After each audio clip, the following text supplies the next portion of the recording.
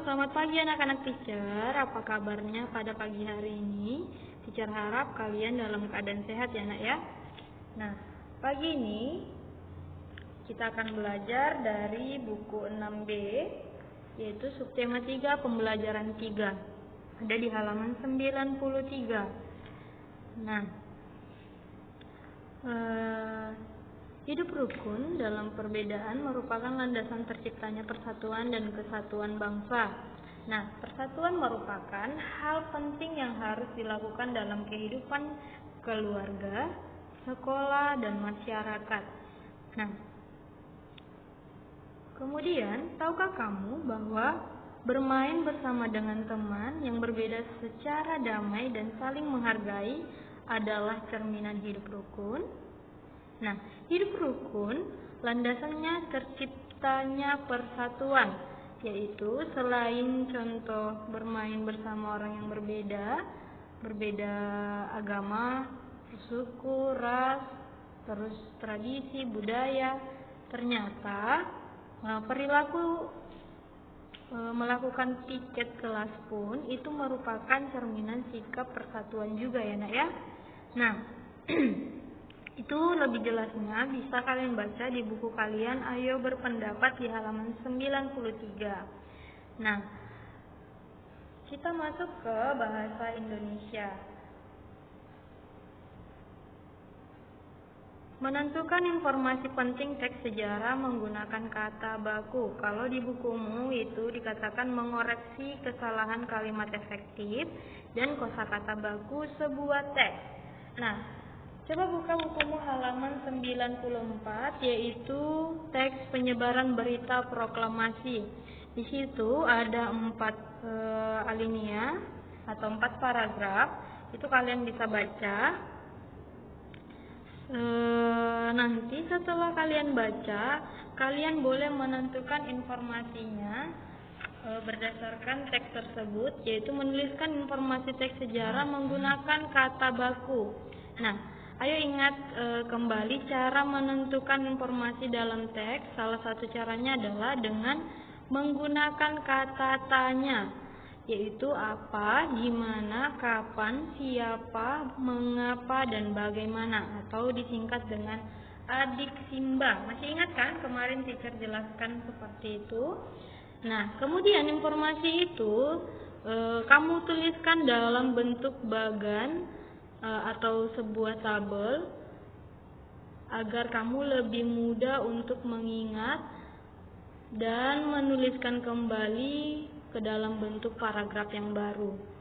Nah, di bukumu ada sebuah tabel untuk menentukan informasi penting. Nah, di sini teacher sudah tentukan informasi penting per paragraf. Nah, di situ kan masih kosong di bukumu halaman 94. Di sini sengaja teacher sudah tentukan supaya kamu paham apa informasi penting pada paragraf pertama, yaitu salinan teks proklamasi disampaikan kepada Kepala Hoso Kanri Kyoku atau Pusat Jawatan Radio, yaitu Bapak Waidan B. Palenewen. Nah, informasi penting pada paragraf kedua, seorang tentara Jepang masuk ke ruangan radio dan marah karena penyiar berita proklamasi. Nah, informasi penting pada paragraf yang ketiga, yaitu kantor berita Dome disegel pada tanggal 20 Agustus tahun 1945. Kemudian yang terakhir, informasi penting pada paragraf yang keempat, para pemuda yang bekerja di Radio Dome berhasil mendirikan pemancar baru di Menteng 31 dengan kode panggilan DJK1. Nah, itu informasi penting dari teks penyebaran berita proklamasi di halaman 94. Nah, kemudian di halaman 95 kalian diajak untuk menyajikan informasi penting tersebut ke dalam sebuah tulisan baru dalam 2 paragraf singkat. Nah, nanti boleh kamu buat berdasarkan informasi penting yang teacher buat tadi ke dalam paragraf yang baru ya. Kemudian kamu minta orang tuamu untuk mengoreksi tulisanmu dan beri tanda centang pada kolom refleksi berikut mengenai hasil tulisan tanganmu. Yaitu kriteria penilaiannya, apakah informasi yang disajikan runtun dan sesuai urutan cerita, kemudian teks menggunakan kosakata baku, kalau ya atau tidak kamu boleh centang, atau ibumu, bapak juga boleh centang pada tabel ya atau tidak. Kemudian tata bahasa yang digunakan sudah sesuai aturan ejaan, dan pilihan kata yang digunakan dan dalam konteks kalimat sudah tepat. Nah, ini boleh diisi oleh ibumu. Kalau sebenarnya kita diminta untuk bertukar dengan teman, tetapi karena keadaannya kita di rumah, jadi kamu minta orang tuamu untuk melakukan ini, ya nak ya. Nah, kemudian itu tugas yang pertama. Kita masuk ke muatan IPA. Menjelaskan cara pelestarian hewan dan tumbuhan. Nah, hewan dan tumbuhan merupakan bagian dari lingkungan. Hewan dan tumbuhan yang ada di lingkungan sekitar dimanfaatkan manusia untuk memenuhi kebutuhan hidupnya.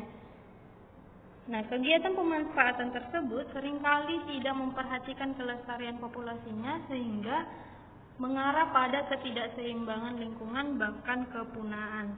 Namun ada pula manusia yang memanfaatkan hewan dan tumbuhan secara berlebihan untuk mendapatkan keuntungan ekonomis yang besar.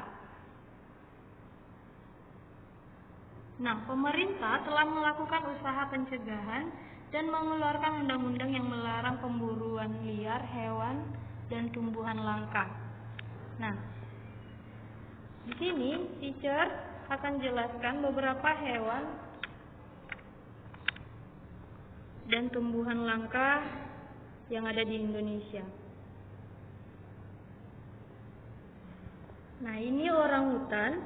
Orangutan merupakan endemik yang hidup tersebar di hutan tropis Indonesia, tepatnya di Pulau Sumatera dan Kalimantan. Orangutan menghabiskan sebagian besar hidupnya di kanopi pohon. Saat ini ancaman orangutan mencakup perubahan fungsi hutan menjadi perkebunan kelapa sawit, pertambangan, dan pembukaan jalan.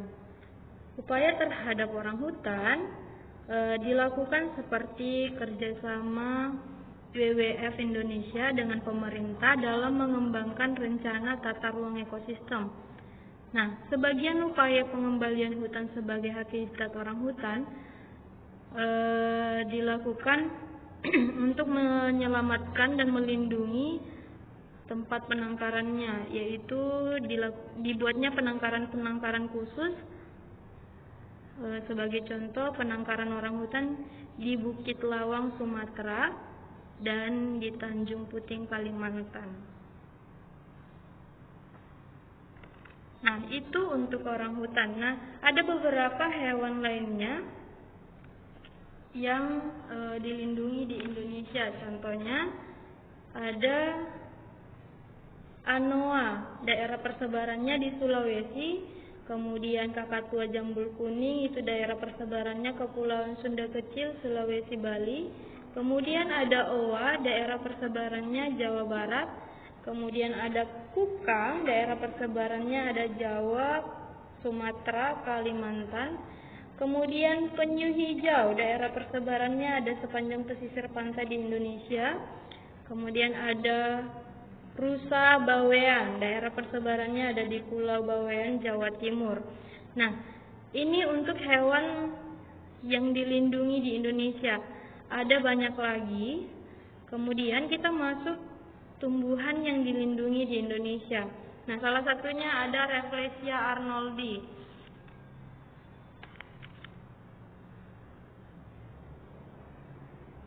Ini Rafflesia arnoldi sering disebut juga dengan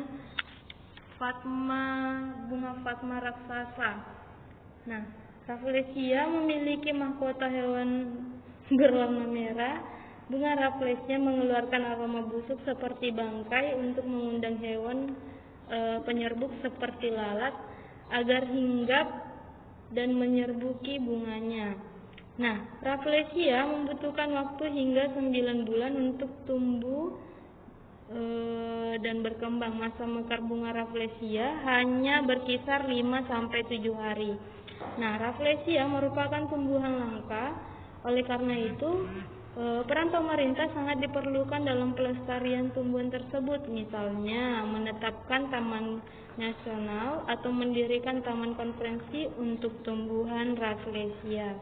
Nah, ada pun beberapa tumbuhan lainnya yang dilindungi di Indonesia, yaitu diantaranya ada tumbuhan ulin, yaitu daerah persebarannya ada di Sumatera dan Kalimantan.